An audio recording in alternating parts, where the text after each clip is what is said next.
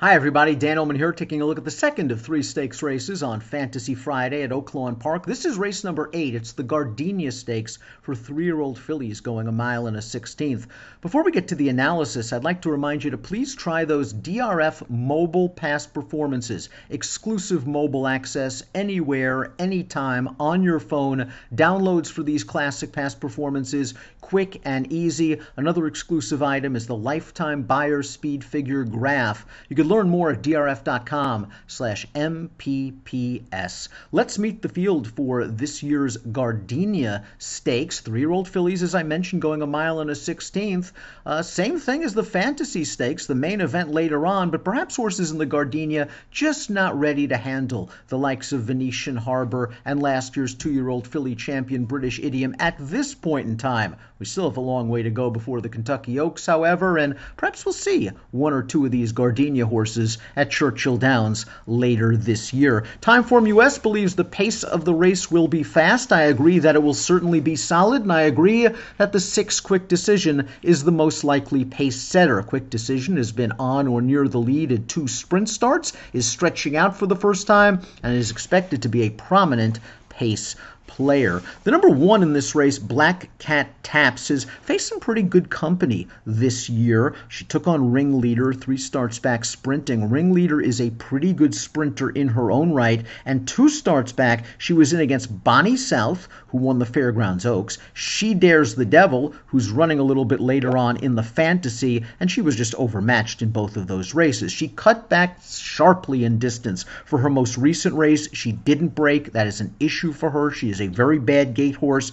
and she passed a couple of tired horses in the stretch. Black Cat Taps is going to have to break with this field, even with the expected fast pace up front, if she is going to make a dent. I think she has a little bit of ability, but she's been her own worst enemy thus far, and she's going to have to improve. She'll be a big price, 30-1 on the morning line. The 2 is Piece of My Heart. Let's go back to Piece of My Heart's most recent win, because this could be considered a breakout performance. 85 Buyer Speed Figure, far and away the fastest race of Piece of My Heart's career. She utilized good tactical speed in this race. She gets away from Strong Flag, who's also in this field, and she's able to hold on at the wire. She gets a good inside post position. Joe Talamo figures to have this horse in the second flight, perhaps off of a fast pace. Piece of My Heart looks to be coming into her own. 8-1 on the morning line, considering that most recent Buyer Speed Figure. Well, that certainly seems fair. Piece of My Heart looks like an interesting contender in the Gardenia. The number 3 is Gingham, shipping into Oaklawn Park for Bob Baffert. Baffert's exploits at Oaklawn over the years, well known. He'll have the favorite likely in both editions of the Arkansas Derby on Saturday.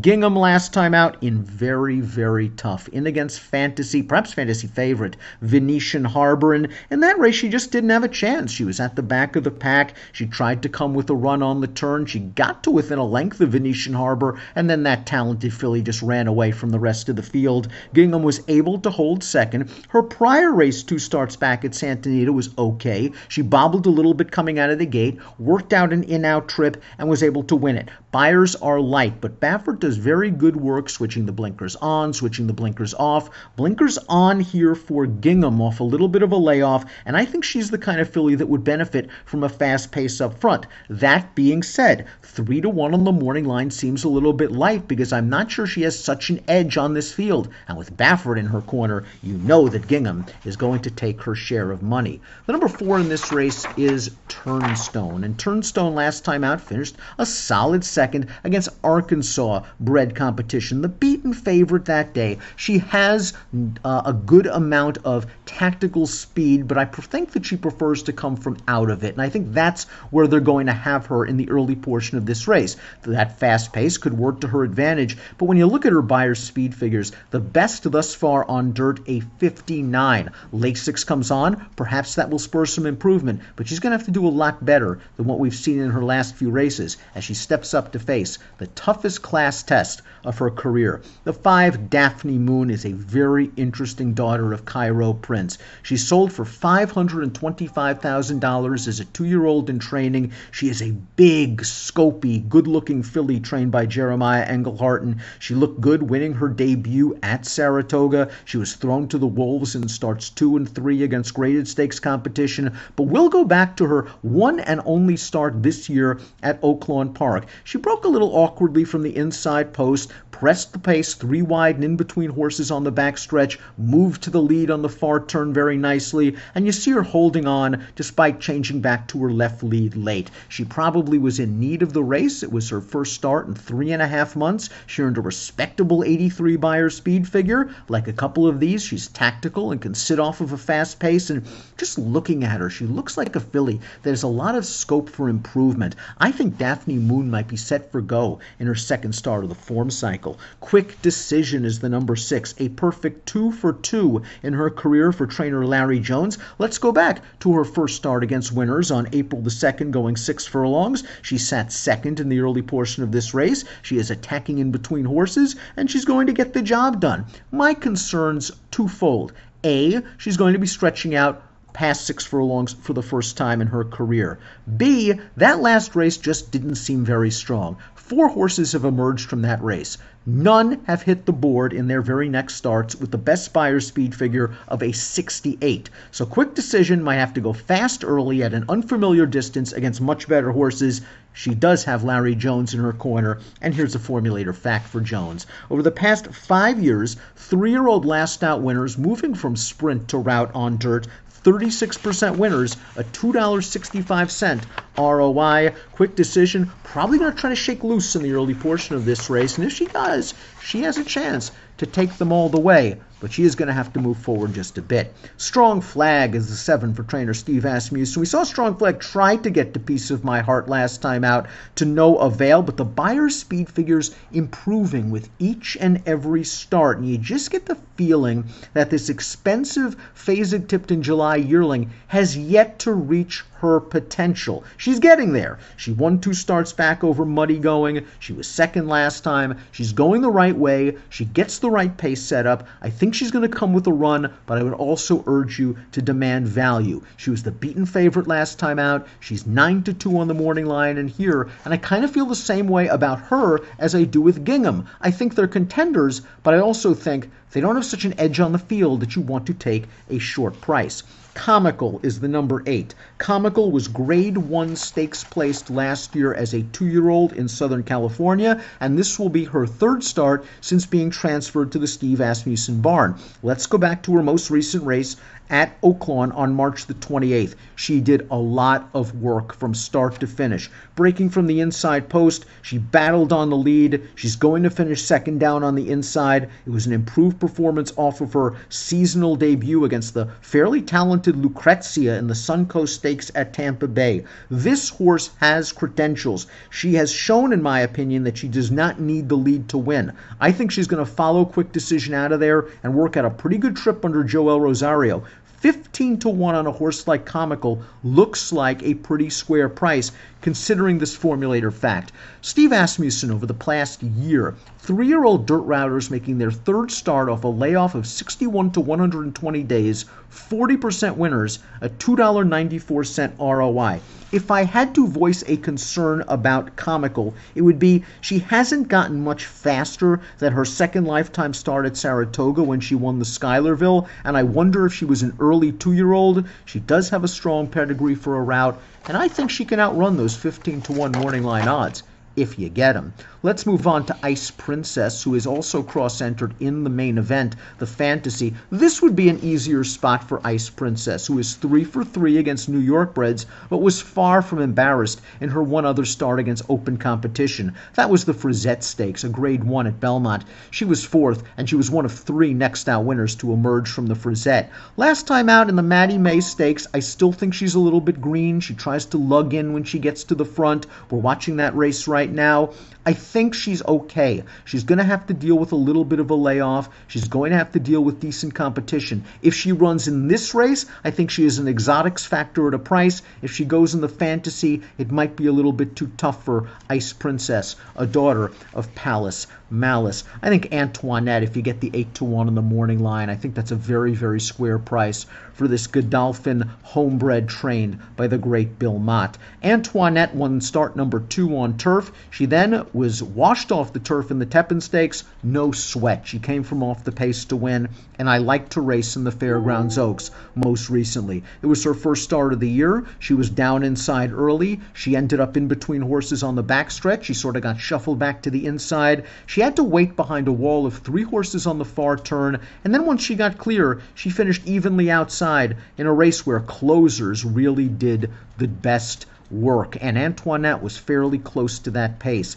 All in all, I thought that was an excellent effort for Antoinette. Second off the form cycle, a big move for Bill Mott. Here's the formulator fact. Past 5 years, 3-year-old dirt routers, second start off a layoff of 61 to 120 days, 8 for 18, a $2.63 return on investment. I think this filly has a good running style for this race, where she's tactical and can place herself in mid-pack while free of traffic on the outside. John Velasquez takes them out.